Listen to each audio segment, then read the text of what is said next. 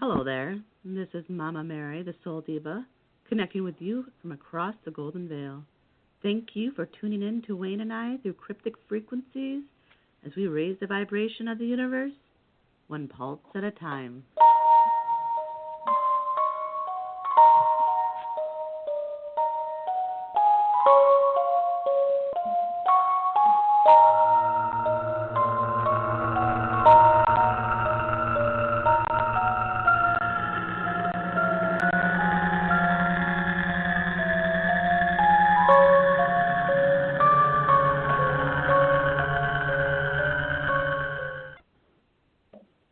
People of the earth, can you hear me? Came a voice from the sky on that magical night. And in the colors of 1,000 sunsets, they traveled to the world on a shivering light. The people of the earth stood waiting, watching as the ships came one by one, setting fire to the sky as they landed, carried to the world children of the sun. All at once came a sound from inside. Then a beam made of light hit the ground. Everyone felt the sound of their heartbeat, every man, every woman, every child. They guessed the limits of imagination to the door to the world, to another time, and on the journey of 1,000 lifetimes. With the children of the sun, they started to climb. No more gravity, nothing holding them down, floating endlessly as their ship leaves the ground. Through the walls of time at the speed of light flies the crystal ships on their celestial flight. Travel with us now on spiritual voices across the Golden Veil, raising the vibration of the universe one pulse at a time, carried on the airwaves of Cryptic Frequencies, a blog talk radio show dedicated to defining the obscure and exploring the mysterious. I'm your ghost hunting host, Wayne Preston, Curtis Thomas. Please keep an open mind about things you might not easily believe as we welcome to the show two mysterious women, both with intuitive astrological insight. Before we meet our featured guest, my friend Laura Briggs, welcome back, producer, co-host, Mama Mary Bassett.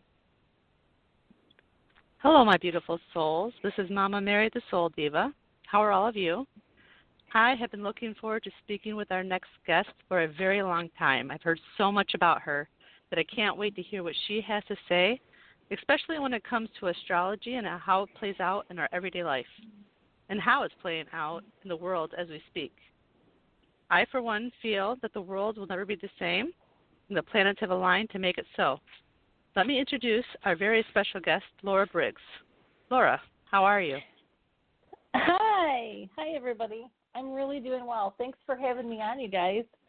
I love talking astrology, so let's talk. This should be fun. Laura, you had some bold predictions about what's coming here, astrological or intuitive. I'm not sure. Maybe you can expand on those ideas that you had.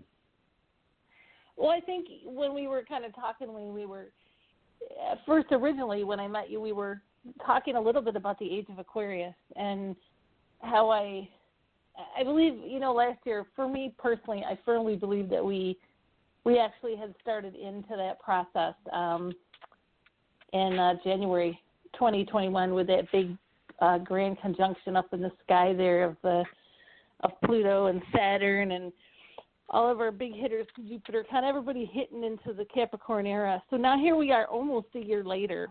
And I think if we look back, we can really see how some of those changes have kind of come about in the world. We've kind of been in this process of destroying some old belief systems and testing things and asking ourselves, what really serves us and what really doesn't. And Saturn's a big player in terms of our government and in terms of the structures and the beliefs that we put in place. So I'm thankfully here to say we are coming to the end of the hard stuff into the beginning of the new stuff as it moves in on the 21st of December. Jupiter is going to push right past that, and we are actually going to have Saturn move with Jupiter into Aquarius. So yay, some of the heavy stuff is gone.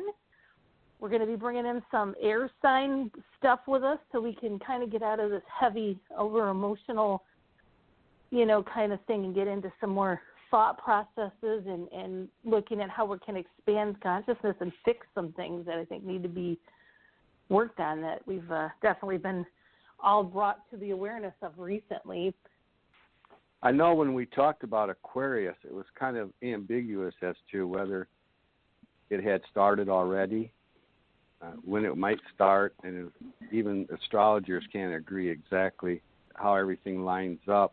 But it seems like there's a thing that's coming up in December. It's the Great Conjunction, where Jupiter aligns with Saturn. And I guess if there was going to be some kind of event that might mark us going into Aquarius, it might be that. It might be that, and I think people will still debate whether, how you view the world and how you view the axis of the earth and your beliefs about astrology, but I think everyone's going to agree that is going to mark a certain time where we have entered into that new age. And in Aquarius is a really eclectic, fun sign. It's very altruistic, but it also brings about advances in medicine, in technology, in sometimes genetics, media, social media. I think we're going to see some changes in social media throughout the next couple of years. And the big one for me, which I really love, is space. And we've already seen the beginnings of that, just recently with the Falcon and the Dragon space shuttle going up to the manned space station. That was a brand new technology right there. And, there's also a little bit of some alien stuff that can kind of come in through the Aquarius kind of notes. Mary, what do you kind of associate Aquarius with? Aquarius is all about that fun energy, but also out of the box energy, where you start at the first with Aries and Taurus, and they're fiery and more grounded. This is at the end. It's more about the spiritual attunement and spiritual alignment. And in December, when Saturn and Jupiter, they all go into Aquarius, that's where you're going to see the movement forward. All the lessons that we've learned for this year for the ascension is finally going to start to play out. We've been learning our life purpose and meeting the people we're supposed to meet in order to carry it forward. And that's when, as soon as Jupiter hits that area, it's just going to expand everything. Because, a fun fact is the last time Pluto, Saturn, and Jupiter were aligned were the Revolutionary War and the Civil War, when we had this kind of alignment. So it's all about revolutionary change. I think that's why you see all the chaos in the world around us, is to create that change, except for us to raise our vibration into the fifth dimension so that we can move into that ascension. It's time for everybody to awaken and transform and evolve. It's what we're meant to be, not that third dimension anymore, but that fifth dimension of love and light and healing. I think that's why it's important for these shows in general. Why I do my readings is to bring more people up to that vibration. You both hit on the fact that we need to change. We need to know what things to leave behind and what things to adopt. And in the lyrics of the song Aquarius, it talks about no more derisions, so no more contemptuous ridicule or mockery. That's something that we can leave behind for sure, get past our own prejudice, and bring in truth and trust into this new age. It's something that I guess we're lacking. We've been lacking for a while. The lyrics also talk about the moon is in the 7th house, and Jupiter aligns with Mars. These are the lyrics, and you two probably know exactly what that means. Right? Well, I think it can mean a lot of different things, and I always kind of laughed about that. And it always is based upon the interpretation of what you're looking. The moon, of course, travels through every house at some point. As it goes around, and The seventh house, though, is the house of partnership, you know, and I think that that's something that's going to be a big theme, and something that with this ascension is really important to kind of notice. You know, the thing about Aquarius is it really loves to be individual, but also it wants to be part of this group. And I think part of what we're doing right now with this ascension process is we're learning how to be unique, authentic, and individual, and yet find our tribes at the same time. So it's a very interesting kind of dichotomy that I think we're going to all be going through as we get farther and farther down the road, finding out who we are, and then taking that out and finding out who we are in the group, and then as the group finding out who we are going forward. Well, I like the thought of what it's supposed to be bringing us, you know, peace, harmony, understanding, sympathy, like I said, trust. I'm thinking a key element for you two both is empathy. And when it comes to ghost hunting, I know you both have done a little bit of that. And just the world, you have to have that sort of a background, or maybe it's the mother love that you both have. I don't know, but you seem to have a lot of it. Well, thanks. It seems to be a key element that separates you two, is that empathy. I think that's what's going to change the world, is we all get a taste of that. And I think we're getting a taste of it the hard way right now. And we're all feeling broken. I kind of agree with you, and I but to that, you know, it's almost like sometimes you have to tear down those old structures so that you can rebuild them properly. And really, this is what this last year was about. And I think that there's a pretty clearly defined split in this country. I think you'd find some people that would be hard-pressed to argue that point. But, you know, we all had to go to one side or the other to come back and to find the middle ground again. So as we hit that in December, when Jupiter and kind of swings past Saturn, and they all both go into Aquarius together, and that expansion of consciousness and that compassion, I think that's going to start to develop, and I think that's really going to help shine through. We're going to be looking at new systems. We're going to be looking at new ways of doing things. We're going to look at each other with altruism and compassion versus this divisional, I'm on this side, you're on this side. It's going to take some work to build that, but now we have the energy behind us, and it's been like 200 years since we've really pushed into some air sign movement. We've been kind of living, you know, in a heavier kind of energy. Now we can be a little bit less attached to our feelings and get a little bit more up in our headspace. Aquarius is a very, it's an intellectual sign too, and it wants to logically look at things and analyze them a little bit better than coming from a feeling. But those two things always have to work together, the heart and the head, in order to get the main point out. So it has a heart behind it as well, which wants to really do what's best for everybody, not just what's best for the individual. So right. That would be a new way very of thinking. Curious. It would be a very new way of thinking, and I think we're going to see that. I guess maybe I'm overly optimistic, but I do believe that it's time. I think this is the time we've all been kind of waiting for and prepping for, and you talked about that ascension process. Well, that's part of waking up and finding your authenticity and yourself in that situation so that you can be a part of it bigger out in the world, at least to me. You know, I gave you, Laura, my birth date, January 18th, 1955, and you did a very extensive, it was about a quarter-inch thick of forecast. I'm not exaggerating. It was like I went through like about half of it, and I was like, okay, I can see that. But I finally got to a point where, man, I got to be everything. I don't know. I don't know exactly how this works out, but the point I want to make about the reading is you said that my moon was rising in Scorpio, and so that's what really defined me. Not that my birthday was January 18th, which puts me like between, Capricorn and Aquarius. I'm really a Capricorn, but born in Aquarius in January.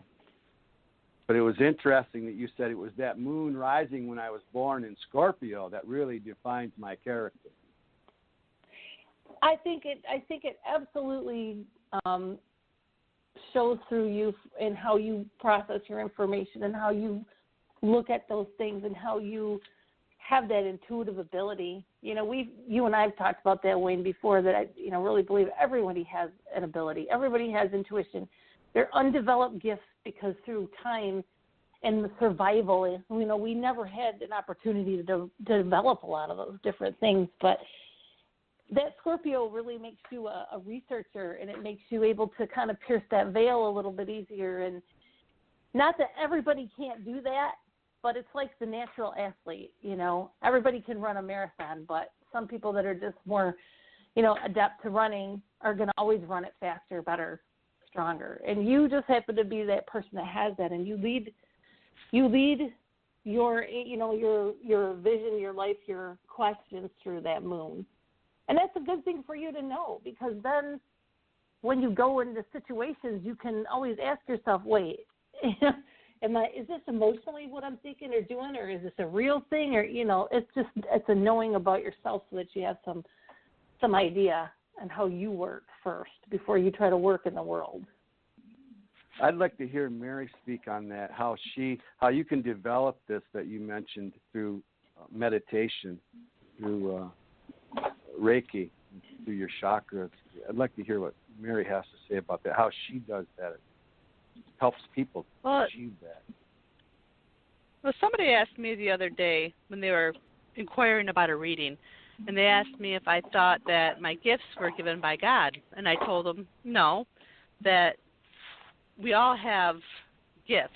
It's whether we choose to develop them or not through the spiritual work. My gift from God was the bravery to be different and share it with the world despite of what people thought. Then today we did a reading, and he asked what he could do to start developing, and it is meditation.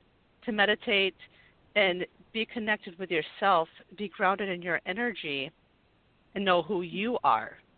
Because if you want things to change in your outer world, you have to know who you are internally. By doing that, you work with your energy centers, and that's all of your chakras. They all have a base purpose, and some of them, your lower chakras, the root, the sacral, the solar, that all stores energy from your childhood. You have to work from the ground up with anything that you do. So there's 7 chakras, the basic ones, from the base to the crown, and you talked about the heart being the key chakra. Yes, it is the bridge from your lower chakras to your upper chakras. So once you work out that old energy, sort of like what Laura's been talking about for this whole year, it's been all about cutting out the old ties, the crumbling of the old system, and letting go of what no longer serves you. So once you work through those lower chakras, your heart chakra is the bridge between your throat chakra, your third eye chakra, and your crown chakra. Those are your spiritual awakening chakras. So you build up and you energize. That's building your vibration. It's the more you heal those, and the more you open, and the more you open up to the possibilities around you, the more you awaken to who we really are. Half of our soul is still on the other side, across the veil. It's our whole purpose that we've spent in 2020 is, that each month astrologically has a purpose. So, that first month is all about, yourself. And then, like she said, the 7th house, that's all about relationships. Each month we go through something. And when the first quarter square is Sagittarius season, everything is going to change. And, people who weren't being honest with themselves are going to be called out. The ones who are walking in integrity are going to expand and, just blow up in the world. Things are going to change like we've never known it, and in a positive way, because we've gone through the hard stuff. Now it's time to expand into the spiritual realms. I hope you're right. I'll never forget what you said. You said, breathe in satisfaction, breathe out gratitude. I think that's a good way to start the day, and maybe even a few times during the day, if you can think about that and take a deep breath. I mean, right to the holiday where it's all about thinking about that and thanking and being thankful for what you have. And I don't know if I can throw the stuff out real quick. I'm a hoarder. I hoard emotions and everything else. Yeah, I am. Well, you can ask my wife. I have a hard time throwing stuff out. So November 30th. Let me just tell you, November 30th, we have this Gemini partial lunar eclipse coming up, and you know what? If you can't throw it out, it's gonna throw it out for you. Okay? Oh, good. It's gonna put it in front of your face and say, "Is it staying in the box or is it going to Goodwill? You decide." Yeah, either you're gonna let go. I have a really rough day. Yeah. So you don't have to, and I think that's important to let people know. I love the astrology and marriage. We could go in for hours and hours and 55,000 layers deep into this stuff. But even if you don't know anything about any of it, it still exists. It still goes on, and it's still going to play out in your life some way, whether you really realize that it's there or not. And it's a good thing. And as you decide, if you ever wanted to wake up, as you become a little bit more conscious, and I'm sure that there's levels, or it'll talk about, and it is somewhere in that consciousness where you start to connect to your world outside around you a little bit. And astrology is a really good way to do that. And meditation is a phenomenal way to do that. Energy work. There are 100 different ways to kind of become more aware of you in your life. So don't worry if you don't know what's what. It's going to happen for you anyway. There was a couple things that have been challenging for me, and it's like connecting to my feminine side. We talked about that, the mother life, the base chakra, that's the starting point. And if I can't start, how am I ever going to finish? So I've picked me up some rose quartz, because you guys can talk about the qualities of the rose quartz, and it's unconditional love. It's that mother love. And Mary sent a couple pieces of rose quartz home with me. She had her grand opening of her shop. Oh, out that's there. nice. Yeah, I got some other crystals too while I was out there. Now, Laura, people call you and they want a reading. It's more of, you give them a astrological reading, or is it a cross between intuition and what you're reading, how you're reading the stars? Well, if we're looking at the astrology, I practice evolutionary astrology. So what that basically means is I'm taking that chart and I'm putting that in motion to see how that is helping you in your life, evolving in your life, the stages and different things in your life. So when I do charts for somebody, usually I do a natal chart, because most people don't even know their original star pattern, the time of day, the place they were born, and what their basic, toolkit, let's just call it, is. So, yeah, I go through that, but I'm also an intuitive reader, so I may read different than someone else, and we all have a different way, I believe, of reading and in doing those interpretations. And that's one thing I would absolutely say about astrology, and I tell people that really all of this, my interpretation comes through my knowledge of what I've known, who I've interacted with, what I've learned on my journey. Whereas if you go to a different person, you might get a totally different reading, or you might get more information, or they might give you something different. So it's important for people to, yes, keep an open mind, but also to be aware that you don't want to put all your trust in your word in one person. You've got to also take information for yourself and make sure that it resonates with you, and make sure that you understand that and can use that purposefully, and versus somebody just saying, okay, this is going to happen to you on this day. Nobody really, I don't believe, has those answers. We can give you timelines and guidelines and say, look, this is the phase that you're in. But, and I caution people about that only because I've seen that happen out there in the world, and people be very, I don't want to say disappointed, but afraid. And I'm sure Mary's had people that have come to her with information that has been extremely frightening to them because they didn't understand and they took that so hard to face value. So just to say that. But if they came to me, that's what we would do. You know, I would ask them when I work with clients, when I work with people, I'm basically saying, what are you looking for? What would you like to know? You know, we can use tarot cards. We can use astrology. I like to use all of them, honestly. A lot of times when I'm There's working, another layer. Yeah. Still another layer.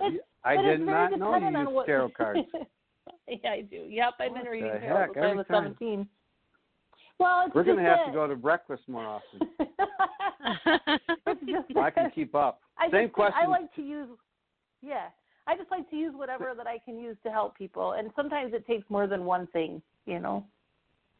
Same question to Mary. People call you up.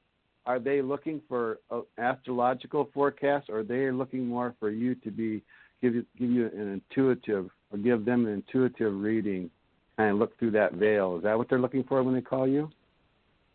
Typically, when they get a hold of me, it's more for that intuitive reading. Because when I channel, I just channel their energy. Because I always tell people that I would prefer, to be honest, not to know their name and not to know what they look like, and just channel the energy of what's coming. I do like remote writing and just write it all down. Just like the reading I did today before he got there, I wrote it all down. But also, during that channeling, I did use what was going on astrologically to be able to interpret some of the information that was coming in. I knew what to give them to help them heal and what they needed to know to move forward based on the planetary alignments. So they might not know that I'm using that, but I do include that in.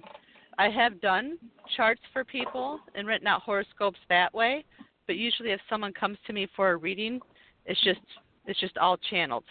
And I do use my tarot cards after that. Oh, no. I was going to say that. I was going to ask you, and you threw that in at the end. So you two are very similar. Very similar.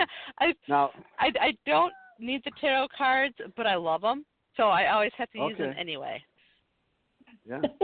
I know we've had fun when we've had tarot card readers on. We've had fun with that, or going down and getting a reading.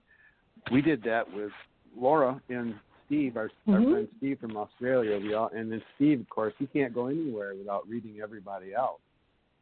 So he was reading the tarot card reader, Esther Joy, our friend Esther Joy. That was a lot of fun. I looked up, Reiki, and it says it's a healing technique. You channel energy, but it says by touch. And then, Mary, you just said you can do it remotely. And it's to restore physical and emotional well-being. It's to activate their natural healing processes. But you can do that over the phone. Well, anybody can remote Reiki. You can, just like they teach you in the class, you can get like a doll or a teddy bear that represents that person and get a picture. But a lot of times when I'm doing my healing work, I do Reiki, but I do more energy work instead, which is not hands-on. I energetically manipulate people's energy through their chakras. I remove what doesn't serve them, and then I start at the crown and I pull out negative energy all the way down to the root chakra, and that's to ground them. And then I spin the chakras in the direction that they're supposed to be spinning, from the root chakra all the way up to the crown chakra, which raises their vibration and slowly awakens their spiritual gifts and gives them an awakening. And then I put Reiki healing in just to fill in the empty spaces where the negative energy was removed. But just like it's anything, you can give readings from remote. It's just all about intention and connecting with the energy, because everything's energy. That word intention keeps coming up in ghost hunting too. It seems like on the other side of the veil, they recognize intention, not just words, but what you're out to get in the first place. They seem to be connected like that. Now, chakra means wheel of light. The vortex spinning force. Like I say, there's like 7 different ones, basic ones that we recognize in the body. Meditation is a clearing and healing, awakening of your chakras. Now, Laura, do you also meditate? I do. Absolutely. You know, I started doing it just for the health benefits. You know, just the straight health benefit of that. If you can do meditation for 20 minutes, it's like a 4-hour nap. So just for the health purpose of that, it's amazing, you know. But as I started to get more into that awakening and that sort of, you know, situations, which I started probably 15, 17 years ago, I did get into it, and I absolutely love it. It's my connection to, you know, to the divine. It's how I get my information. It's through me, you know, not of me. So I have to kind of like to be in that state. And it's just a very grounding, balancing way to kind of just check in with myself. That's my center, you know, and I know how to get to that very quickly if I need to. So absolutely, I know a lot of people that try to meditate and they have a really hard time. And, you know, there's alternative ways. You could do a walking meditation where you don't sit quietly, you know, because some people just got to move. You can do all different types of stuff like that. So, and it is a practice. All of these things are practices. You don't just wake up one day and be the best meditation person in the world. You don't just wake up one day and poof, can do tons of energy work. I mean, it takes a practice. These things are all about a practice as well. And I want to just follow you up really quick when you said, how am I ever going to get the work done? I don't want to blow your bubble here, Wayne, but you're never going to get the work done because the work doesn't end. Okay. No. Well, what you learn to do, Wayne, is navigate the work so that it's not like a hurricane every time. It's just a little puddle. Okay. So that's I thought I was practice. Retired. In the practice, like that. That's what you're really learning. You're learning how to get back to your center because the work is never done. It's just you learn how to get up faster. But it's part of that. I need practice Ascension is growing, you know. It's evolving and ascension is expanding, and that's one of the things that we're here to do. We want to be conscious and we want to expand consciousness. I actually have a list of 7 signs that you are awakening, but I want to start with the 7th one because it seems to be the most interesting to me. It's that a sense of longing where you think you want something, but you don't really quite know what it is.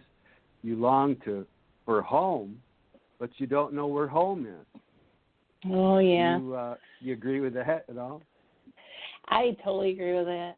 I've always had that feeling that, you know, maybe this really wasn't my home or my place. But I do believe that a lot of people feel that way. A lot of clients I work with, you know, it's not like I've never heard that statement before. And I think it's that internal search for more knowledge is what I think that is. It's internally wanting to know more about you, your world around you. Yeah, I guess I get that kind of anxious feeling. And then I'm going to go to another one, which it just fascinates me. You cry over sunsets or flowers. You know, it's an intense love of all beings. And then there again, it's back to that empathy. And I just don't know. I don't cry because the sun is setting. It's so beautiful. I haven't yet. So I haven't reached that level. But, I mean, I can watch a movie and feel, or I can get a memory. A song can make me cry maybe. And maybe for a guy, that's a pretty big step. For maybe most guys, they guard against that kind of thing, you know. You don't ever want to be caught crying if you're not a real man. And the use of creative outlet is another one. But do you guys cry all the time? I mean, you guys are pretty ascendant.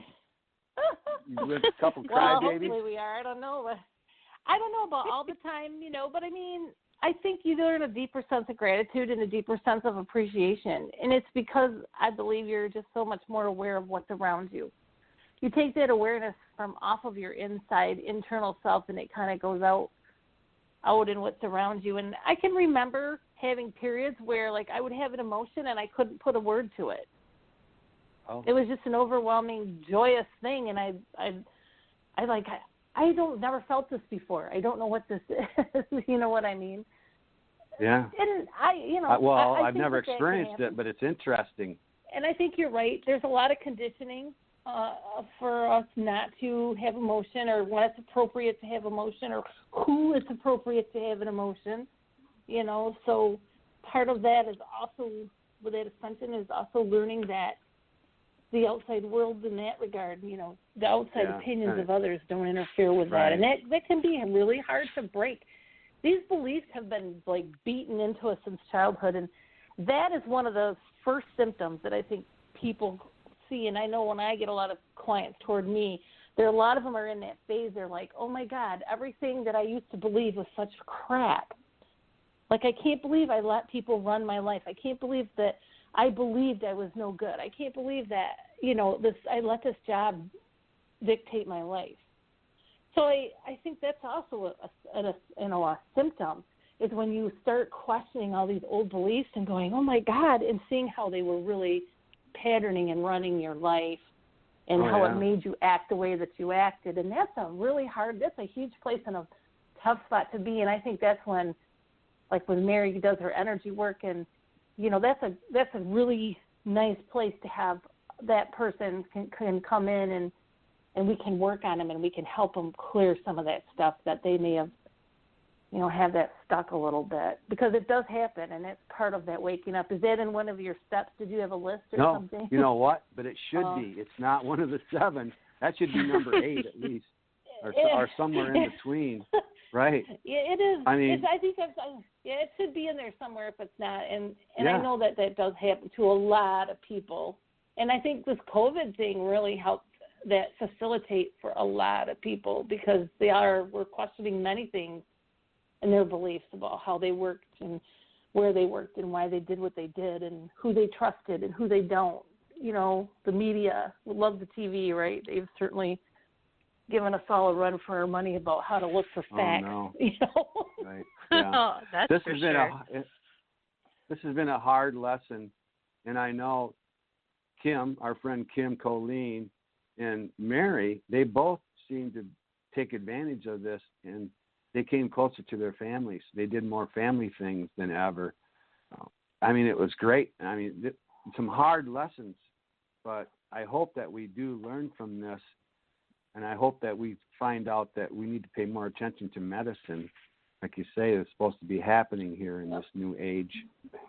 You hear it. I'm going to honestly say that medicine is going to advance, and it's going to advance in the way of I believe a lot of the genetic type stuff, the DNA related stuff, we're going to get to that next line of chemo. We might even find that cure for cancer, just things that you would say, oh my God, that could never be. Is going to it'll happen, because this is the time for that to be there, and it has been starting. We've been starting that. So no, on this list it starts out with just sensitivity, height and sensitivity. Smell, touch, hearing, taste, all that. You might see auras or orbs. Mary, do you see auras? I remember. I don't see auras. I can see the white energy around people, and I can actually see how awakened they are by how big it is, how clean their energy is. But with auras, the first stage of my spiritual journey, probably within the first year, I remember I was at, my husband now, his upstairs apartment, and we were walking downstairs, and by the top of the porch light, I saw it looked like smoke. It would be like somebody had sat there and just smoked a cigarette. And I thought that was weird because obviously nobody had. And then I walked down the stairs, and I was walking to my vehicle, and I looked to my right, and I saw huge orbs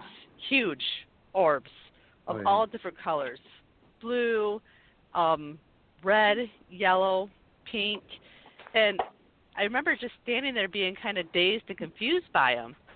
And then my husband now, he kind of looked at me like, are you coming? And so I remember getting in my vehicle, and I'm like, did that just happen? And I looked to my right, and I saw them all again coming towards my vehicle. And so then that pushed me to research orbs because I've never seen anything like that. And it ended up, being associated with the archangels, which when I channel, that's what I channel a lot of is our guides and the angels and ancestors and archangels.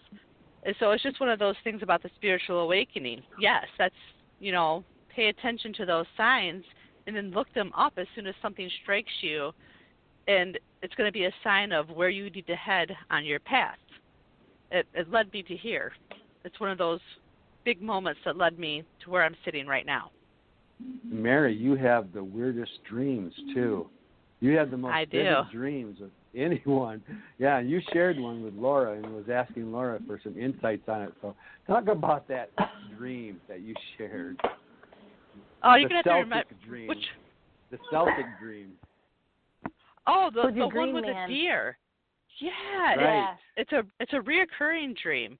And, like, the first time I just saw, well, I call him the Great Horned One. When I first got into my spirituality, that's, on the Celtic side, that's what I really connected with. And he showed me several different things in several different dreams. But in the dream, it's just a huge deer with a huge rack. And I had that dream so many times. So the last time I had a dream, I was standing in the middle of a street with a guy I don't know, and he's looking for the deer, and I said, he ran across the road, and I said, no, he's going to come out right there. I know exactly where he's going to come out. And I turned him, and I made him look. And at that moment, the deer comes out, and he stands there, and, like, he stands so proud, and he just looks at me like there's a connection. Like, I know him, he knows me. And he comes running at me, and then all of a sudden the Mothman is on top of him, and they run past me, and they run into the darkness. But I felt like it was a big message. I knew it was a Celtic thing, so when Laura hit on the Celtic, I'm like, yep, she's right. Because I knew for me, the stag, represented the Great Horned One. But I also felt like it represented great change coming. Wow. Number 5 on the list is changes in sleep patterns. And they give you the things to do. Meditate, more sleep, and vivid dreams. Now, you got that one down. Vivid. Laura, do you dream like that? That's crazy, isn't it? I do. I have a lot of very symbolic things, yes. Very, very, very much so. So, yeah, I think that's totally true, and the sleep patterns do get disrupted. It's almost like your physical body has to go through this adaptation, and I don't really know how to explain this. It's almost like you get rewired energetically, if that makes sense.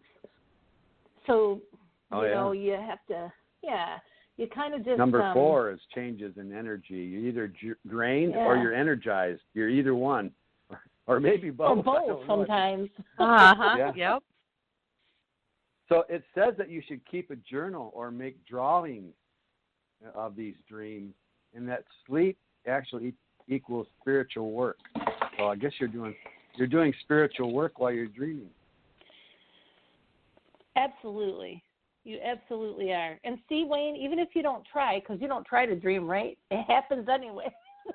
Yeah. I don't try. Well, dreams are how we get our spiritual messages from our guides. I mean, if you think about it, if you're trying to connect with spirit and it's a loved one that's crossed over, if you were to see him face on, it would freak you out. But if you're sleeping in a dream and they come to you to give you a message, it's not as scary. That's why they come through you to, that astral plane is to connect. That's how you get your messages. Trust in your dreams, especially if they're weird, because they mean something. Yeah, okay. I don't know. I don't keep a journal, but I don't really seem to remember my dreams a whole lot. I'm guessing I'm dreaming. I don't know.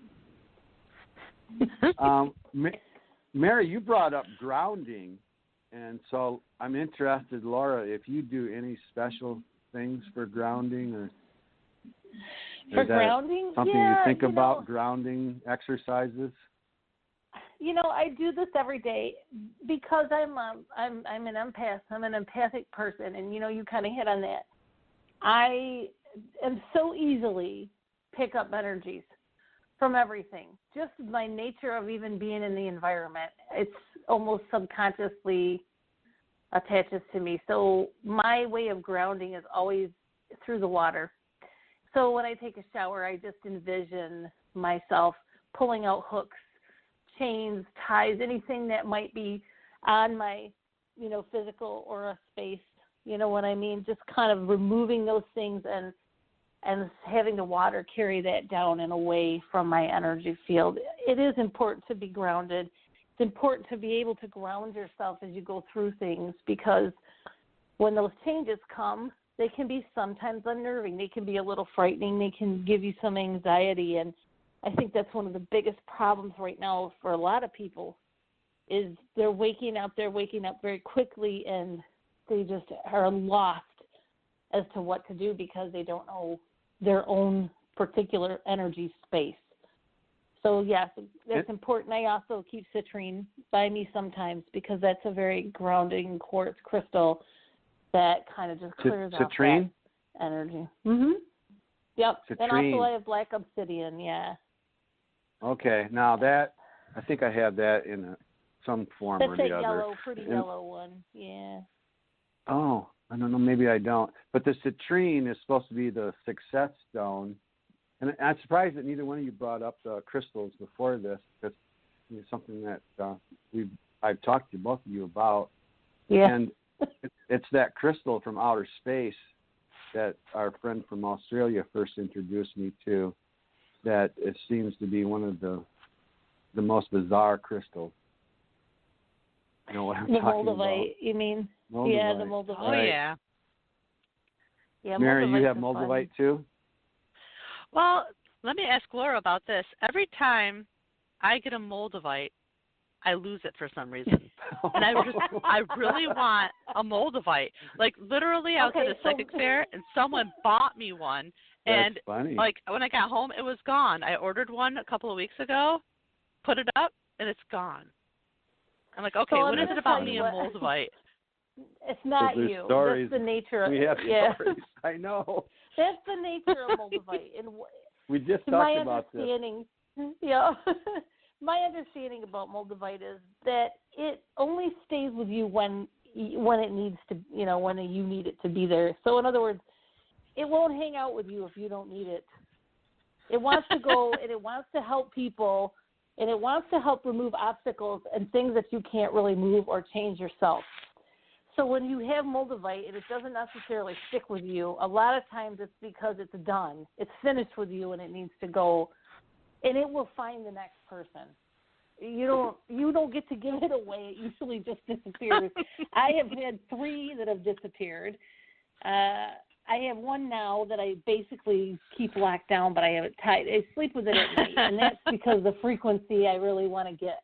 I want to astral travel. I want to be in a very high frequency when I sleep, so I like to keep that there just to kind of help me, stay up in there. But, so don't feel bad. It does like to run away, but it's that because you don't need it to do anything. You're good, and essentially, it's cleared you.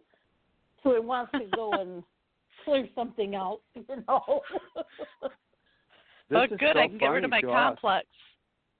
Yeah, because we just talked to Bill Concoletti about this because he lost his, and his showed up mysteriously after being gone for several months.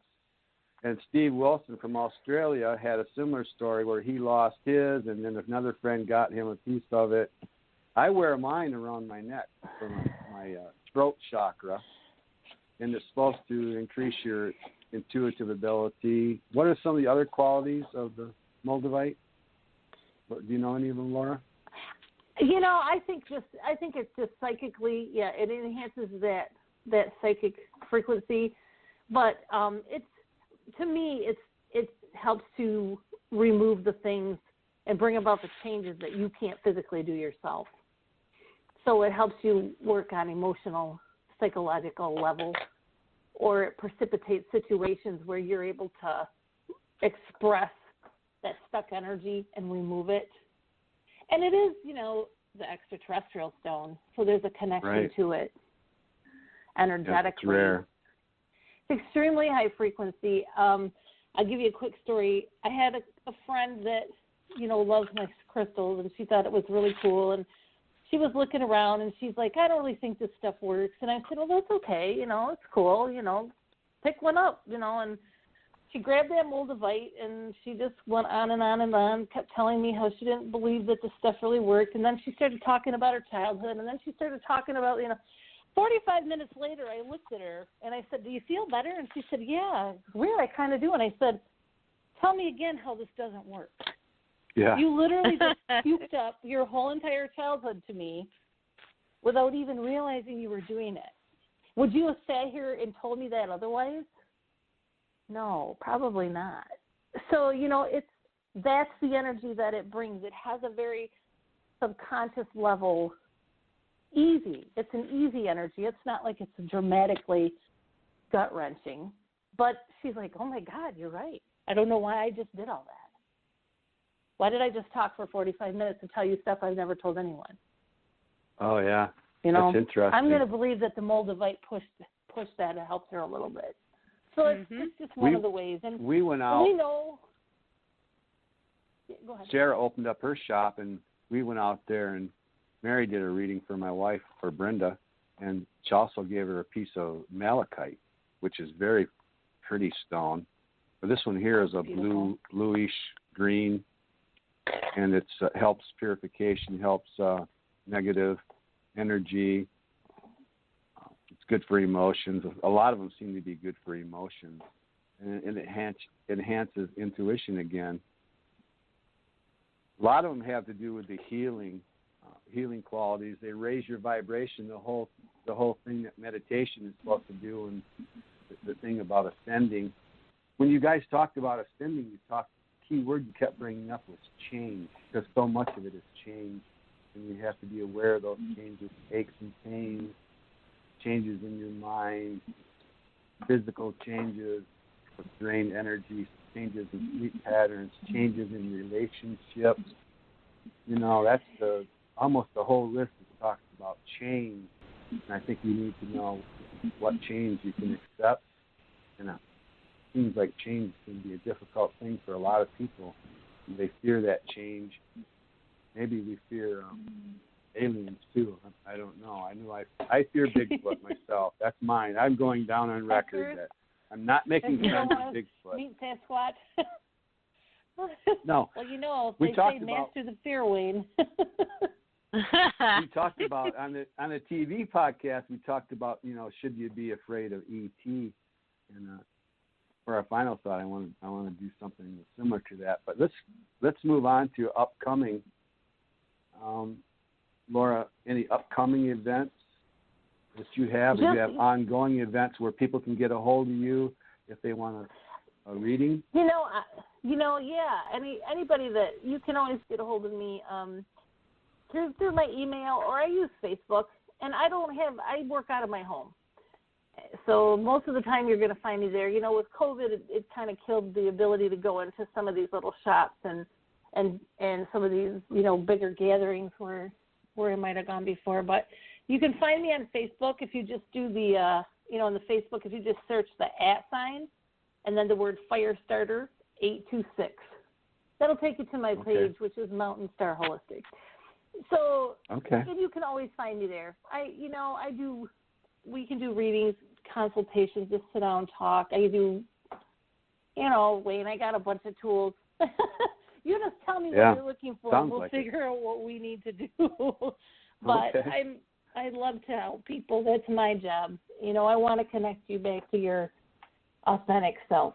That's my purpose. That's what I've been given is my task in this plane. I guess you're doing some smudging too, because you asked me would I be interested in going a couple places to do some house cleansing. And do you use sage when you smudge? Yep, I do sage. I also have some birch bark that I use, and I use my crystals and sometimes salt. A lot of times people just want to clear that energy from their space, which I totally get. And we go out and I do that. It's a great thing to do. Yeah, you Same move into a new house. Absolutely. Yeah. Yep. It's just a little bit of energy work, I was working with a realtor there for a little while, and she would get into new places and just felt better about it if we would go in and smudge or bless it. And people do that. They move into their house. They get those plaques, about God bless this house, that sort of thing. Mary, I know you had at least an upcoming, not so much upcoming, but already happened, and that was the grand opening of your shop. Yes, that went really well. I'm pretty excited about it. So if anybody ever wants to stop out, it's 325 East Green Street in Hastings. I've had a shop for the last 4 years, and then just finally expanded it out to actually have spiritual products for tons of crystals. Just got a hold of my crystal guy. It was really hard to put them on the shelf because I wanted to take them all home. But I'm okay now. I got over that. But I do have an upcoming class on December 5th all about spiritual energy and protection, to teach people how to protect their energy and ground themselves. And we'll do a little satchel they can take home with them with crystals in it and herbs, and they can carry it around with them to protect their energy. Some really unique products out there, some merchandise. But also, if they want to get a hold of you, do you have people calling you and wanting readings? I can do Zoom readings. They're, extremely easy to do. It's very simple to set up. So if people want a social distance, we can do those. And then if you just go to the Facebook page, Spiritual Voices Across the Golden Veil, they'll find me there and can message me. All right, and then we like to do shout-outs. Laura, do you want to do a shout-out to Australia? Shout out to my friend Steve out there in Australia. I will. Hope he's behaving himself. Steve's going to London again soon. Yeah, lucky. He's always, he's him and Dylan. I don't know. Dylan's probably going too. I'm not sure. He is. I think he's going to go to school. He just got a promotion, so good for him. Yeah, right. So our friends in Australia, and the shout-outs are going around the world because we're connected with people. I want to do a shout-out to Thunder Bay, Ontario, Canada, and Lisa's out there. And then also we have mutual friends or multiple friends in the UK. So Phil Riley with Ghost Watchers, he recently was in Lumley Castle. So I'm envious of that, the things that they can investigate over there. And then a shout-out to Ireland. And in Ireland, there's Teresa. She's with Soul Sisters. And you have to realize this pandemic is worldwide. The restrictions there are she can't go more than 5 kilometers from her home, which is a kilometer is it's about 0.6 miles for 1 kilometer. So, and only to exercise can they leave their home. They can't have anybody in their home. So, yeah, I mean, this is a worldwide pandemic. And they were supposed to go to Leap Castle, but because of the pandemic, they have postponed that. So shout out to those guys around the world. Our final thought, I did a final thought when we were on our TV show about if E.T. might be friendly, but now I'm going to take that one step farther. E.T. has landed. He is friendly. Now, are you going to be one of those children of the sun? You're going to go for a ride, going to fly away with them to their planet? Mary, you want to start out with this? Are you going to team up with ET and go outer space? I might give it a try. I'll try anything once. Oh, wow. You are a brave girl. You are brave. I know my personality. They'd probably bring me back within 2 hours. Oh, no. Oh, jeez. You're getting off at the next stop, Mary. That's right. That's funny. That is funny. Laura, E.T. wants you to go for a ride. Are you going to say goodbye to this world? Absolutely. Are you really? I'm ready. Wow. You two are something else. I knew it. I'm ready. I knew there was a reason I like to hang out with you two. I guess. I don't know. As long as they don't have Sasquatch with them, I'll get on board. So we talked about that. It's our own human, fears, and maybe have been embedded or environmentally we picked up our own prejudice maybe that make us afraid of things that the unknown. But Okay, that's a good final thought. So now for the inspirational thought at the end of the show. I've been looking, and Ernest Hemingway had a great quote I think applies because I think the world is broken right now. Ernest Hemingway said, "The world breaks everyone, and afterward, some are strong at the broken places." So I like that because I really think we are broken. And then our mutual friend, Kat Tetson, she posted something. It was anonymous writer, but it goes, "One day someone is going to hug you so tight that all of your broken pieces will stick back together." So that's what I'm hoping for. I'm going to send out a hug out there through the airwaves to everybody, so tight that will mend all your broken pieces. and to hug you too also. We'll do a group hug. Okay. Group hug. There you go. Oh, excellent. Thanks so much. This You're was a lot of fun, a Laura. Thanks. It was a lot of fun. It's always fun to talk about all this stuff. We didn't even braze past lives. That might have to be another episode. There you go. Because we always need a reason to get you back. Okay, I'm for that. There's more in the bag, Wayne. Mary's the boss, and she says it's round 2 so we'll get that in the book. Yeah, game on. All right, Mary. Always fun talking with you. We'll talk to you guys later. Good night. Thank you. Bye.